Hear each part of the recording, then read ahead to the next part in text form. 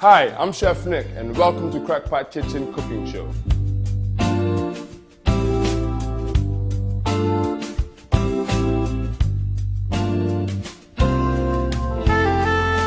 On this segment of the show, we're going to prepare a classic Italian special, which is a tomato bruschetta. Then we're going to go to a traditional lobster mash with a succulent tenderloin and a rosemary merlot jus. Before we get started, I'll have to inform you guys the origin behind the name Crackpot Kitchen. Now, in the kitchen, usually when I'm cooking my rice, I'll take my spoon and I'll hit the side of my pot repeatedly to wake my rice up. Now, one day I was doing that, and a coworker of mine said, you know, one day you're going to crack that pot. And I was like, crack pot? You know, how can you crack a pot? And you know, it stuck with me all day, and it kind of have a catch. So that's the origin behind Crackpot Kitchen and catering services. For appetizer this evening, we're going to make a classic Italian staple, which is a tomato bruschetta. First, we're going to start off with some diced tomatoes. Pretty simple and easy. I'm going to cut this up. Put a good dice on it. I have already prepared some earlier, which we'll put in here. Okay, we're going to chop up some fresh basil. Okay, there's a technique to cutting basil. You have to fold it up, because if you cut it leaf by leaf, it will end up becoming a difficult task.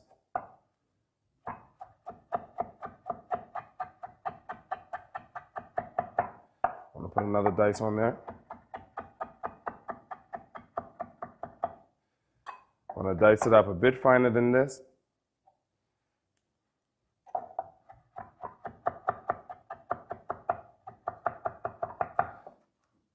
Okay, we're going to add this to our tomatoes.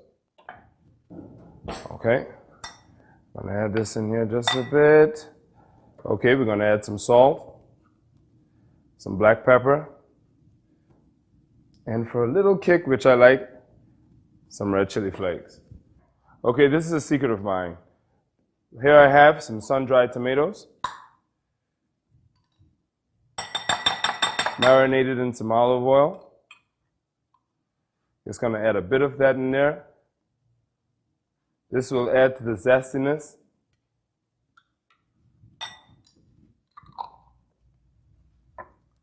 I'm going to add just a little EVOO, extra virgin olive oil.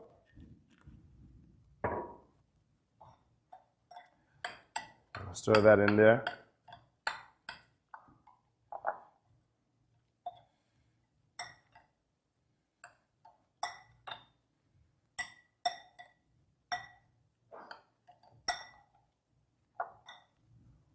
Okay, we're just going to let this sit for a bit. Let it sit for about 5 minutes or so. Let all those flavors incorporate within itself and marry. Here, we have a French baguette we're using this evening. You can find this at your local store.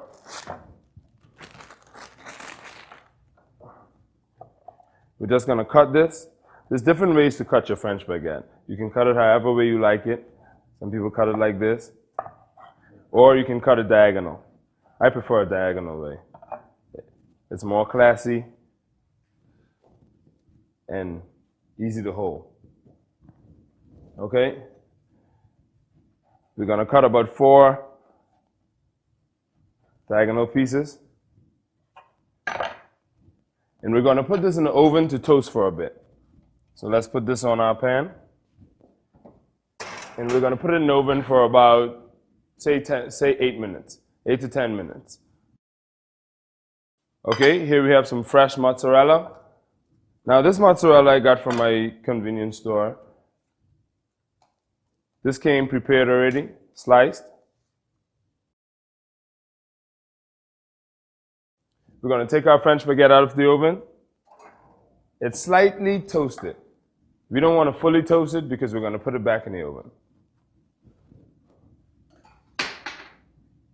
Okay, what we're going to do right now is add some of our tomato bruschetta on here.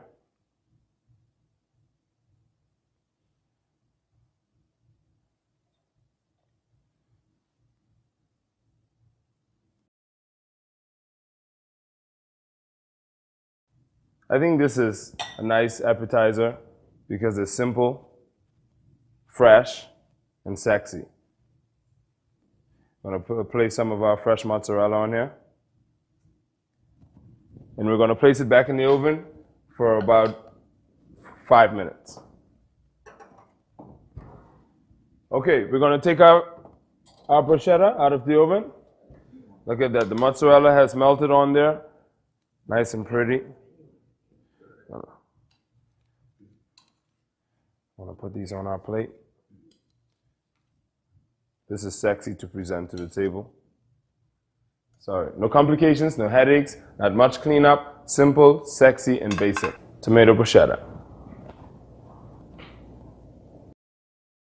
Okay, like I said, we're going to prepare a classic succulent beef tenderloin. Okay? Now, buying tenderloin from your local grocery store, you can have your butcher cut it to the size to suit your liking. Okay? We're going to just put a little bit of olive oil on these. I had these pre-cut by my butcher.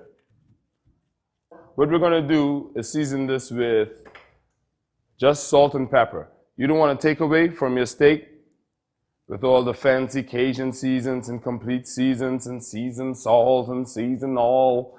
You want to keep it traditional. You want to maintain the flavor of your steak with just a basic salt and pepper. Maybe we don't want to go too salty. Okay, remember, upon cooking a tenderloin or a steak, you have to put it inside of a hot pot. Okay? Our pot is nice and warm, as you can see. I'll take one of the tenderloins and place it inside. We're going to let these tenderloins sear each side 2 minutes. Okay? We want to have a medium steak. Like I said earlier, everything tastes good with butter. Okay, we're going to add a cube or two of butter inside there. Look at that. Now you don't want to press down on your steaks because you want to maintain that juice inside, okay? We have some fresh thyme, some fresh rosemary. As our steaks are searing, we have some fresh thyme. I'm going to just dice this up a bit. We have some fresh rosemary, which complements the steak very well. I'm going to just dice up our thyme. Throw a little in there with the butter. We're going to take a stick of rosemary, throw a little in there, and let it sear off. Okay, we're going to continue to let it sear for 2 minutes to get a nice golden color on each side. Okay, as our steaks are searing, we're going to prepare to make our sauce. Okay, what we're going to use is a Merlot to create our Merlot jus. That's where the name came from. Okay, with the rosemary and the thyme inside there and the butter, we're going to create a pan sauce after the steaks are finished searing and I put them in the oven. Okay? Okay, these have been searing for 2 minutes on one side. We're going to turn them over. Look at that color. This is the color we're trying to achieve.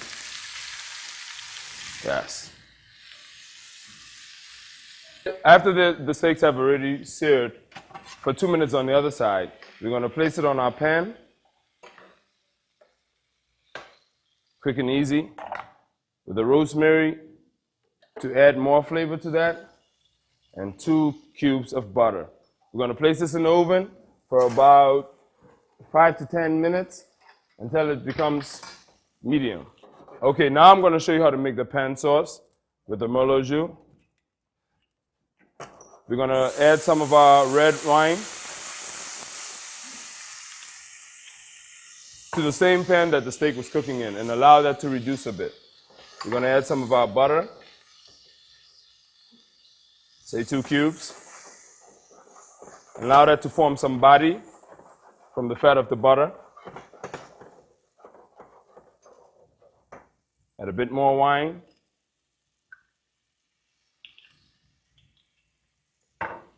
And allow that to reduce for a bit. We're going to also add a stick of thyme to that. Now remember, in here we have the flavors from the steak, we have the flavors from the rosemary, the flavors from the thyme, as well as the red wine. And the butter, look at that. We're going to allow it to reduce just a bit more. Now when I say reduce, we're going to let it come down and form a body, thicken up. Okay? We don't want a watery sauce. We want a sauce with body. Now, I don't have to show you guys how to peel a potato. A potato looks like this, in case you don't know. Um, we peel the potatoes, cut them slightly, and we put it on to boil. Now, we're making an old-fashioned mashed potato, not the instant potato you buy in the store in a box, which you could put a little bit of milk in and some butter and warm it up in the microwave. No, you're cooking for your loved one, so we're gonna have to do this special and nice. We're gonna peel some potatoes like this. I don't have to teach you guys how to peel potatoes, I'm sure.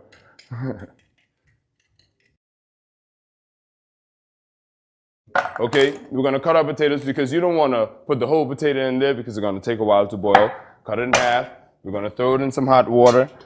We're gonna let these boil for about, say, 15 to 20 minutes, but keep watching it carefully because the bigger you cut it, the longer it will take to boil.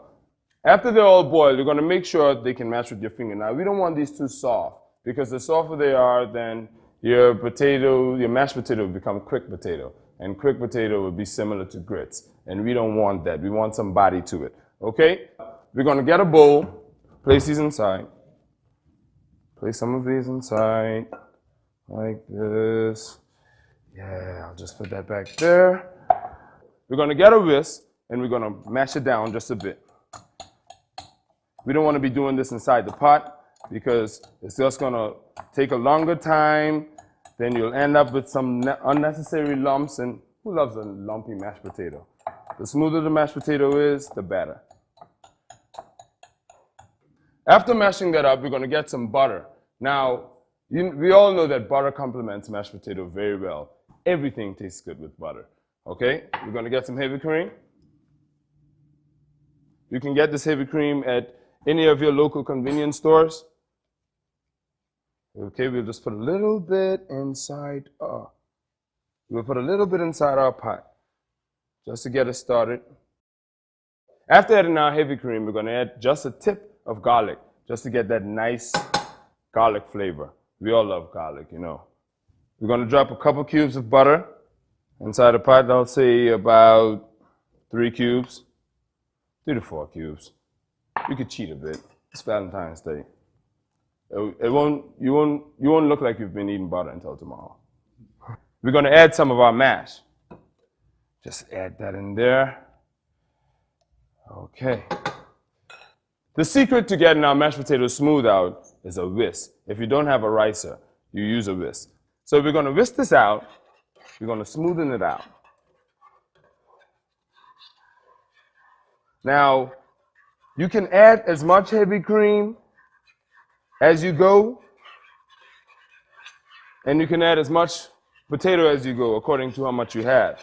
We want to make this really smooth. Yeah.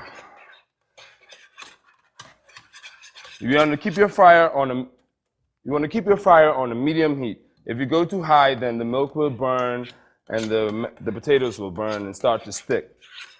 You want to keep this on a medium heat. The body of this is what we're trying to achieve. Not too stiff, but smooth. If you look at it, there we go. Just going to whisk it some more to get some of the lumps out. The smoother it is, the better it is. Okay, we're going to set this aside for a bit. Now, I've seen some people do lobster mash. They boil the lobster, cut it up, put it inside. I'm going to show you how to add more flavor to your lobster mash with more of a lobster buttery flavor with the vegetables. Now, I've prepared some lobster earlier, taking it out of the shell. I'm sure we all know how to take some lobster meat out of the shell. Now, I've cut it up in cubes, okay? As our pot gets hot right here, we're going to add the fresh lobster meat, some cherry tomatoes. You can get this at your nearest convenience store. Before I cut them, they were like this, okay? Cherry tomato. We're going to get some of our butter. Like I said earlier, everything tastes good with butter. We're going to get some of our green onions. And my little secret to add to this is Parmesan cheese, okay? Okay, as our pot gets hot, we're going to add about, say, a cube of butter, okay? To our butter, we're going to add some of our lobster. lobster meat. As you can see, I have cut it up in cubes. We're going to let that cook down a bit. The shell that the lobsters were removed from, I have them in my blanch pot so they can get a nice golden color. I'll teach you a trick that I'm going to use with that later on. I'm going to stuff the lobster inside there to create a wonderful presentation. As our lobster is sauteing in the pot, we are trying to accomplish a slightly gold color. Remember, this has to stay tender, so we don't want to dry it out. I'm just going to add another cube of butter. We're going to add some of our cherry tomatoes. We're going to get some green onions, which is going to add a nice kick to this. I'm going to just slice this up just a bit.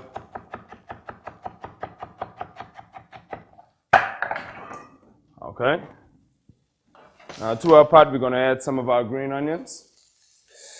Oh, if you could only smell this. Okay. Now, we're going to have to add some season. With me, I like a little bit of spice. Not too much. We're going to add some red chili flakes. What we're going to do is add a little bit of salt and throw some over the shoulder for good luck. My grandmother taught me that. After this is simmering for a bit, we want to take some of our mash and fold it in.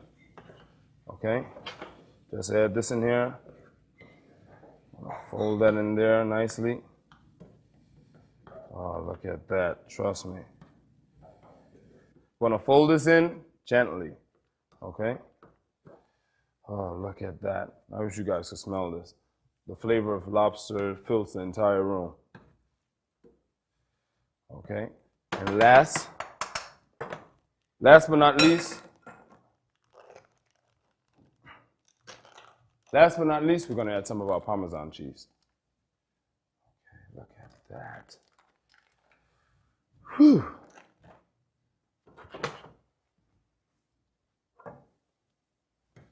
Fold that in. Now, we don't want to continue cooking this too much. We're going to keep our fire on a low heat. We're going to keep our fire on a low heat because we don't want burnt mashed potatoes. We want to keep that flavor of the lobster and the nice saltiness of the Parmesan cheese with the blend of the cherry tomatoes and the chunky lobster. We're going to start preparing our vegetables.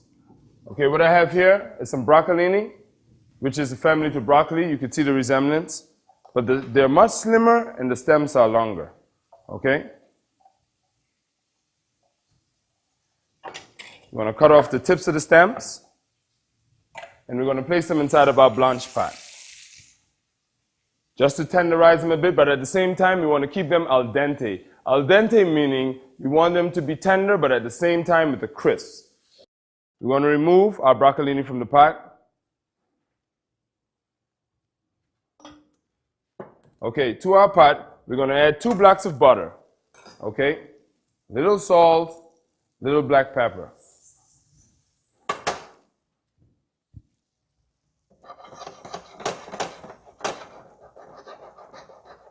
Okay, to this we're going to add our broccolini.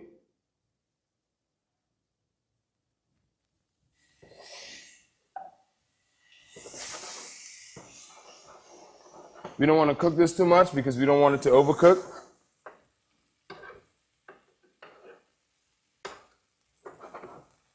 Just to incorporate the butter flavor and some taste. We're going to remove it from our pot. Place it on the pan. Okay, we're taking out our tenderloin. Now there's a way to test your tenderloin, okay? To know if it's medium or rare. I'll show you a trick. Okay, it's something like a guitar string. Look at my finger. This is the okay sign. Now if you feel in here, you're getting that dent in there, the steaks are medium. No, sorry. If you feel in here and you get that dent in there, they're medium rare. With this, it tightened up a bit, so it's medium. Now, with the thumb touching your pinky finger, it's tight. That is well done. Okay? Medium rare, medium, well done. Okay? Like I said earlier, I didn't throw away the lobster shell because we're going to use it to create a unique presentation to get that wow effect from your loved one. Okay? I had placed them in my blanching pot with hot water to get this nice orange, beautiful lobster color. I want to place it on our plate like this. We're going to take some of our lobster mash and we're going to stuff it inside the shell. Look at that. Tell me that isn't beautiful.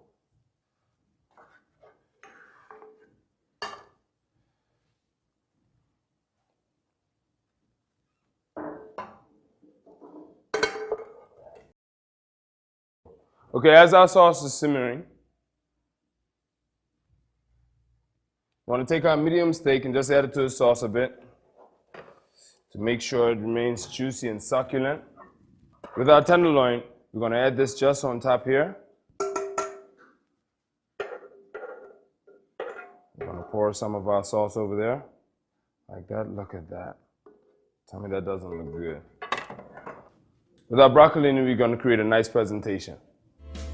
Tell me that doesn't look sexy.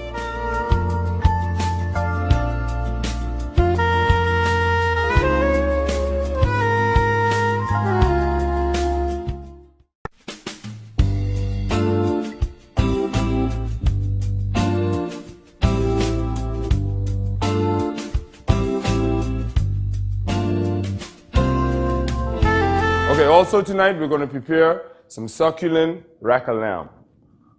Okay? These don't come pre-cut. You'll have to ask your local butcher in the store to cut these for you. Okay? We have a pan getting hot.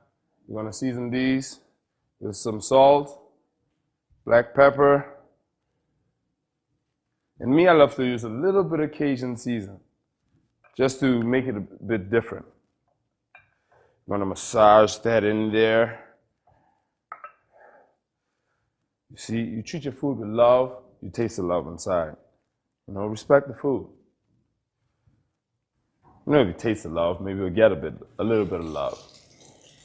Okay, you want to wash our hands, change up some gloves. The reason why I use gloves is because we're dealing with meat. Okay? Remember, we have fingernails. These things do go under our fingernails. Don't care how much you wash your hands. Sometimes you do smell the onions on your hand or the garlic or the meat. Okay? So the best way to prevent all of that is some latex. Okay? It is Valentine's Day, so latex is what we want to go with. Okay? We have our rack of lamb here. We want to put it in a hot pan. Oh, look at that. I think my butcher did a good job on these. He's such a nice butcher. Want to incorporate 2 blocks of butter inside there. Like I said, butter makes everything taste good. I think I should do a butter show. We're going to allow our lamb to simmer for 2 minutes, same way, on each side. Okay, you want to have a nice golden color. We're going to flip them over. Look at that. Beautiful. We're going to allow them to continue searing for 2 minutes on the other side. Okay, we're going to take our rack of lambs and we're going to place them inside of the oven. We want to get these to a medium. A block of butter. Let's go with 2. And a stick of rosemary. Place that right under there to add to the flavor. Rosemary complements beef and lamb very well. Okay, with our lamb dish, we're going to incorporate some asparagus. I'm sure all of you know what asparagus is. You can find this at your local convenience store. We're going to use about 1, 2, 3, 4, 5 sticks of asparagus.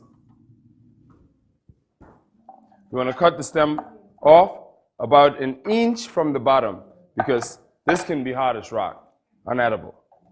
Okay? Okay, we're going to place this inside of our blanch pot. Remember, we don't want to overcook that. We want it to remain al dente which will mean it remains crispy but tender at the same time. Okay? Okay, we're going to add some of our lobster mash, chunky lobster mash, right here. In the center. Remember to plate in the center because you don't want to go over the brim of the plate, on the brim of the plate. These are for fingers, okay? Okay, we want to add some butter to our pan. The butter to the pan, right? We're going to remove our asparagus from the blanching pot.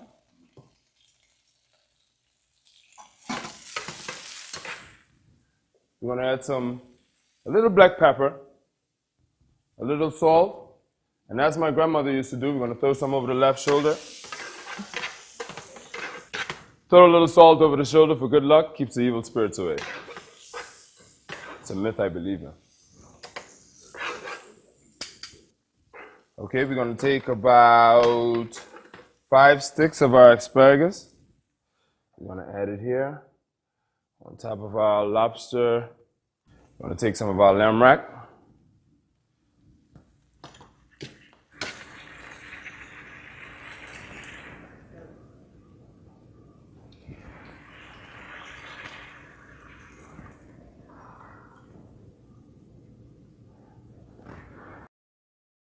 We're going to take some of our pen sauce. We're just going to cover the lamb rack.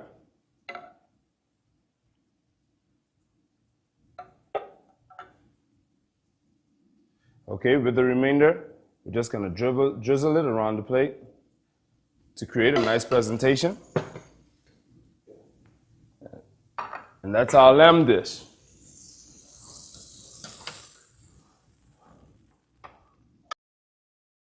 Okay, with these dishes, we're going to do a bit of wine pairing. Okay, it's Valentine's Day. You don't want to serve these dishes with Kool-Aid or Ting. Okay, you want to go to your local liquor store and pick out something nice, smooth, a wine preferably, to pair with your dish. If you have prepared a Cornish hen, you want to go with a medium body white wine, which is a Sauvignon Blanc. You can find this at any one of your local liquor stores. Okay? If you have prepared a beef or a lamb dish, you want to go with the Cabernet Sauvignon, which is a full-bodied red wine. Okay, it complements the beef and red meats pretty well. So you want to try to find this at your nearest local store upon complementing your dish, okay?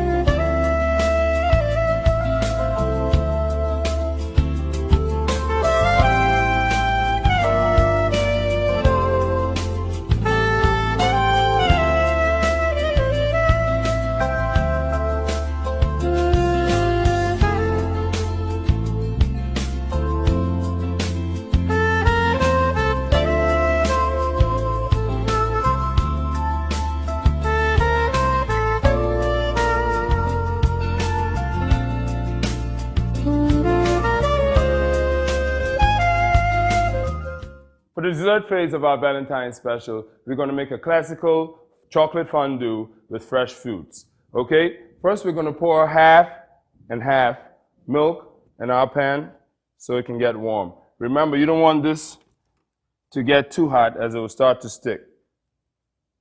We're going to place our fire on medium as that warms. We're using an organic chocolate with 70% cocoa solids. Okay? Why use an organic chocolate, 70% cocoa solids? Is because it's richer, all natural, and much healthier for you. And furthermore, it tastes much better. Okay, we're just going to chop this up a bit. We're chopping it up so it can melt very easily in the milk. This is a simple and easy dessert with less cleanup. You know, after dessert, you may want to watch a movie, listen to some music, have some seconds. Right now, I'm going to add the chocolate inside the pot. Okay, I see my milk is getting warm. Okay.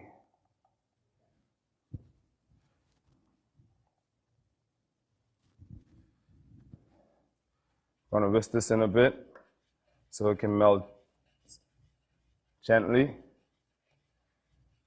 We want to have this nice and silky. You know, it's Valentine's Day. Everything I'm preparing today, it has some sexy touch to it. Silky, massage, tender. Those were all words used in our cooking segment today. The beef was tender. I massaged the lamb. The chocolate is going to be silky. And I'm leaving the rest to you after you prepare it. After you have already whisked this in, and it becomes nice, smooth, and silky, we're going to reach our fruits. We have some fruits, which consists of strawberries, bananas, raspberry, mushrooms. This is a very playful dessert. I think something that couples will enjoy on Valentine's Day. There we go. And to top it off, we have some bamboo skewers that can be used to dip in the chocolate and become eatable. Okay? There you go, guys. You guys should enjoy this. There you go. A very playful dessert. You can use the bamboo skewers, pick up the fruit, dip it in the chocolate, and do enjoy. Thank you.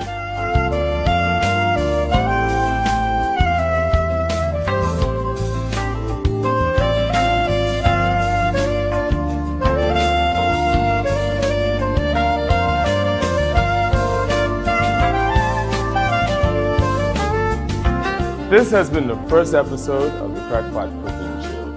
I hope this show has been helpful to you in preparing something special for your loved ones. Because me, most especially, I have indeed prepared something special for my loved ones. Thank you for watching, and see you on our next segment.